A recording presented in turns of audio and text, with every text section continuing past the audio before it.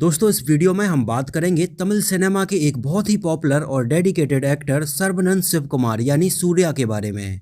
उनसे जुड़े बहुत सारे अननोन फैक्ट्स के बारे में, उनके फिल्मी सफर के बारे में, उनकी फैमिली के बारे में, उनकी कंट्रोवर्सी के बारे में और उनसे जुड़ी कुछ ऐसी बातों के बारे में जो शायद आप सूर्या के बारे में नहीं जानते होंगे। तो चैनल को सब्सक्राइब कीजिए और वीडियो पूरा देखते रहिए। अगर बात करें तमिल सिनेमा में अपनी फिल्मों में बहुत ही एक्सपेरिमेंटल रोल्स की, तो इसमें सबसे पहले कमल हसन, चियान विक्रम और सूर्या जैसे एक्टर्स का नाम ही सामने आता है, जिन्होंने अपनी फिल्मों में बहुत ही ज़्यादा एक्सपेरिमेंटल और टफ रोल किए हैं। फिर चाहे फिल्म में अपने किरदार को एकदम रियल दिखाने के लिए अपनी पूरी बॉडी को ट्रांसफॉर्म करना हो या फिर कुछ और करना हो, ये अपनी फिल्मों में इतनी मेहनत करने से कभी पीछे नहीं हटे हैं। अगर बात करें सूर्या की, तो सूर्या ने अपने कैरियर में बहुत सारी out of the box story वाली कई हिट और सुपरहिट फिल्मों में काम किया है, लेकिन अभी पिछले कुछ सालों से बहुत सारे लोगों का मानना है कि सूर्या की कोई भी बड़ी और ब्लॉकबस्टर फिल्म नहीं आई है और जितनी अच्छी फिल्मों में सूर्या ने पहले काम किया था वो अब उतनी अच्छी फिल्मों में नजर नहीं आ रहे हैं। लेकिन ऐसा बिल्कुल भी नहीं है। सूर्या के बारे में हम एकदम शुरू से बात करते हैं। सूर्या का असली नाम सर्वनन शिवकुमार है और सूर्या नाम उन्हें डायरेक्टर मणि रत्नम ने दिया था जब वो सन 1997 में अपनी डेब्यू फिल्म नरेक्कू नेर में काम कर रहे थे। उस टाइम पर इस फिल्म को मणि रत्नम प्रोड्यूस कर रहे थे, क्योंकि सूर्या का रियल नाम सर्वनन शिवकुमार तमिल सिनेमा के एक और जाने माने एक्टर सर्वनन के नाम के साथ मैच कर रहा था।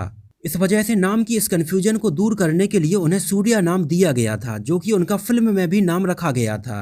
सूर्या का जन्म 23 जुलाई सन 1975 को तमिल सिनेमा में 60s, 70s और 80s के एक और बहुत ही पॉपुलर एक्टर शिव कुमार के घर चेन्नई में हुआ था। सूर्या के पिता शिव कुमार ने बहुत सारी तमिल फिल्मों में लीड और सपोर्टिंग रोल्स प्ले किए हैं और 70 और 80 के दशक में तो उन्होंने कुछ ऐसी फिल्मों में लीड रोल प्ले किया है जिसमें कमल हसन और रजनीकांत जैसे एक्टर्स ने उनकी फिल्मों में सपोर्टिंग रोल्स में नजर आए थे।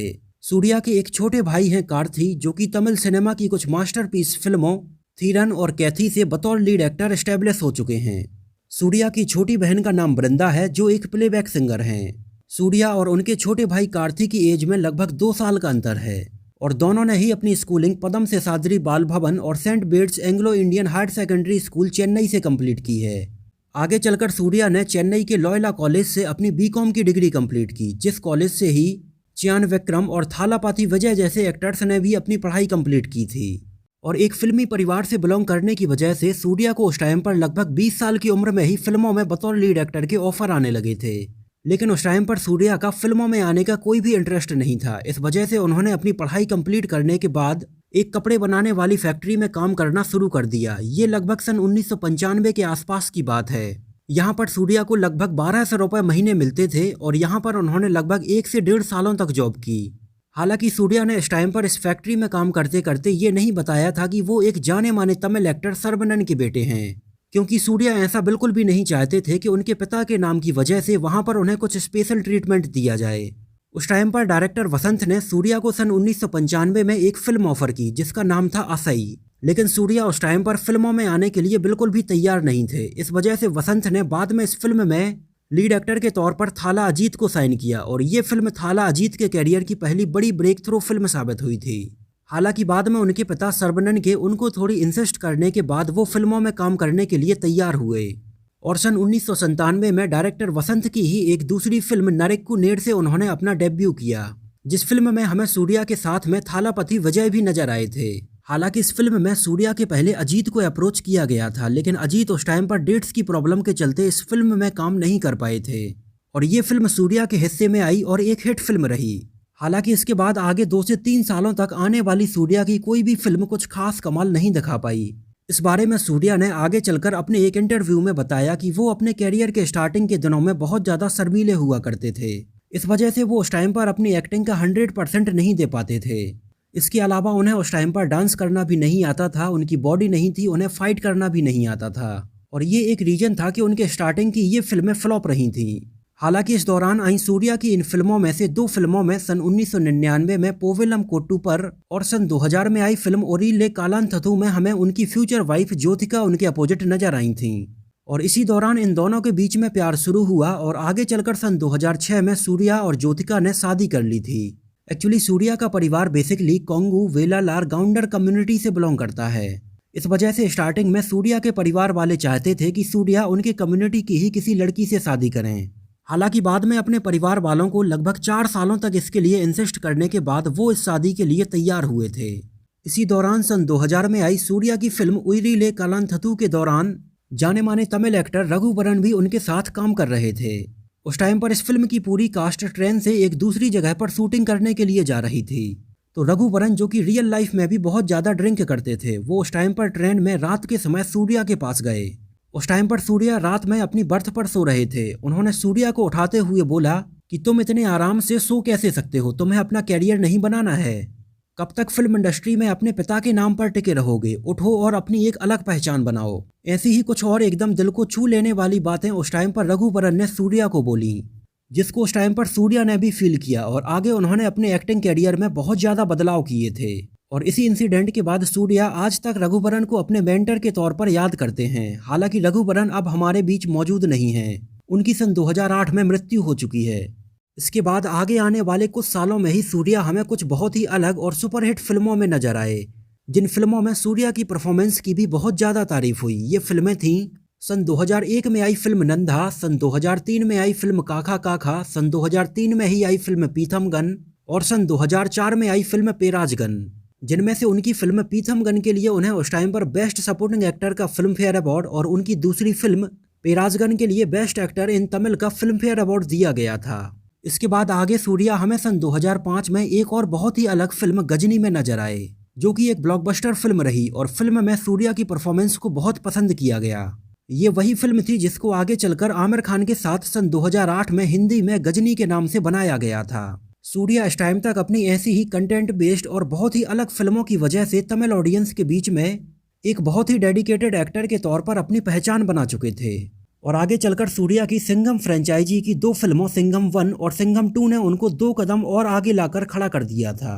इस दौरान अगर गौर करके देखा जाए तो ऐसी बहुत सारी फिल्में थीं जो पहले थाला अजीत को ऑफर हुई थीं, लेकिन अजीत के मना कर देने के बाद ये फिल्में सूर्या को ऑफर हुई और उनके कैरियर के लिए बड़ी ब्रेक थ्रू फिल्में साबित हुई। थाला अजीत के द्वारा छोड़ी गई ये फिल्में थीं नंदा, काका काका और बहुत ही popular film Ghajini. Actually film Ghajini को पहले डायरेक्टर AR मुरुगदॉस अजीत कुमार और असिन को लेकर मिरोट्टल के नाम से बनाने वाले थे और उस टाइम पर अजीत कुमार और असिन के कुछ फोटो शूट भी किए गए थे, लेकिन अजीत कुमार ने इस फिल्म को आगे चलकर छोड़ दिया था और बाद में इसका टाइटल चेंज करके गजनी के नाम से इसको सूर्या और असिन के साथ बनाया गया था। ये वो समय था जिस टाइम पर सूर्या काफ़ी अलग हटकर फिल्मों में काम कर रहे थे, लेकिन उनके साथ वाले एक्टर जैसे थाला अजीत और थालापति विजय बैक टू बैक मास फिल्मों में काम कर रहे थे, जिस वजह से अजीत कुमार और विजय की फैन फॉलोइंग मास ऑडियंस के बीच में बहुत ज़्यादा थी। इस वजह से अगर आज भी देखा जाए तो थाला अजीत और विजय का फैन बेस मास ऑडियंस में सूर्या से बहुत ज़्यादा है। सूर्या की फिल्में ज़्यादातर क्लास ऑडियंस देखना पसंद करती थी और आगे चलकर सूर्या ने कुछ और अच्छी फिल्मों में भी काम किया, लेकिन इस दौरान उन्होंने कुछ ऐसी फिल्मों को भी छोड़ा जिसकी वजह से उनके कैरियर पर काफ़ी फर्क पड़ा था। जैसे एक फिल्म थी ध्रुव नचितराम, जो पहले सूर्या को ऑफर की गई थी, लेकिन बाद में डायरेक्टर गौतम मेनन के साथ कुछ क्रिएटिव डिफरेंस के चलते सूर्या ने इस फिल्म में काम नहीं किया था और बाद में इस फिल्म के लिए चियान विक्रम को साइन किया गया था। ऐसे ही महेश बाबू की फिल्म बिजनेसमैन भी पहले सूर्या को ऑफर की गई थी और थालापति विजय की फिल्म थुपुक्की के लिए भी पहले सूर्या को साइन किया गया था, लेकिन इन फिल्मों को सूर्या ने उस टाइम पर छोड़ा था और ये सारी की सारी फिल्में सुपरहिट साबित हुई थीं। और सन 2014 और 15 के बाद से सूर्या के कैरियर ग्राफ में काफ़ी गिरावट देखने के लिए मिली थी। हालांकि इस दौरान सूर्या की सिंघम 3 और 24 जैसी फिल्में आई थीं, लेकिन ये फिल्में उतना कमाल नहीं दिखा पाई थीं जितनी एक्सपेक्टेशन इन फिल्मों से बॉक्स ऑफिस पर की जा रही थी। लेकिन इसके बावजूद भी सूर्या की गिनती तमिल सिनेमा के A-लिस्ट एक्टर्स में की जाती है और ऑडियंस हमेशा सूर्या से बहुत ही अलग और अच्छी फिल्मों की एक्सपेक्टेशन रखती है। सूर्या एक एक्टर होने के साथ ही साथ अपना खुद का एक प्रोडक्शन हाउस 2D एंटरटेनमेंट के नाम से भी चलाते हैं, जिसके बैनर तले उन्होंने बहुत सारी फिल्मों को प्रोड्यूस किया है। इसके अलावा सूर्या कुछ टीवी सीरियल्स को भी होस्ट कर चुके हैं। सूर्या ने अभी तक के अपने पूरे फिल्मी कैरियर में केवल एक ही हिंदी फिल्म में काम किया है, सन 2010 में आई फिल्म रक्त चरित्र 2। इसके अलावा सूर्या बहुत सारे टीवी एडवर्टाइजमेंट जैसे Pepsi, TVS Motors, Sunfeast biscuits, Aircel और इंटेक्स मोबाइल जैसे कई एडवर्टाइजमेंट में हमें नजर आ चुके हैं। इसके अलावा सूर्या अग्रम फाउंडेशन के नाम से एक एजुकेशनल ट्रस्ट भी चलाते हैं, जिसके अंडर में वो बहुत सारे गरीब बच्चों को आगे हायर स्टडीज़ के लिए स्कॉलरशिप देते हैं। इसके अलावा और भी बहुत सारी सोशल वेलफेयर ऑर्गेनाइजेशन से सूर्या जुड़े हुए हैं और समय समय पर लोगों की मदद करते रहते हैं। सूर्या के बारे में तमिल के सुपरस्टार रजनीकांत ने एक बार कहा था कि पुलिस इंस्पेक्टर का रोल शायद ही कोई सूर्या से अच्छा कर पाए। और एक बार रामचरण ने अपनी फिल्म मगधीरा के प्रमोशन के दौरान कहा था कि उनकी इस फिल्म में ये किरदार या तो कमल हसन या सूर्या बहुत अच्छे से निभा सकते थे। सूर्या अपने कैरियर में आगे कुछ और अच्छी फिल्मों की स्क्रिप्ट सिलेक्ट करेंगे जो ऑडियंस को बहुत पसंद आएगी, क्योंकि सूर्या की कुछ फिल्में उनके द्वारा कुछ गलत स्क्रिप्ट सेलेक्ट करने की वजह से फ्लॉप हुई हैं। और आज क्रिकेट की ये बात सूर्या पर एकदम फिट बैठती है, form is temporary and class is permanent. तो दोस्तों ये तो बात हुई सूर्या से जुड़े बहुत सारे अननोन फैक्ट्स के बारे में। आप लोगों को सूर्या की फिल्में कैसी लगती हैं, उनकी कौन सी फिल्म आपको सबसे ज़्यादा पसंद आई थी, हमें कमेंट में ज़रूर बताइए। और आगे सूर्या को किस टाइप की फिल्मों में काम करना चाहिए, हमें इस बारे में अपनी राय ज़रूर दीजिए।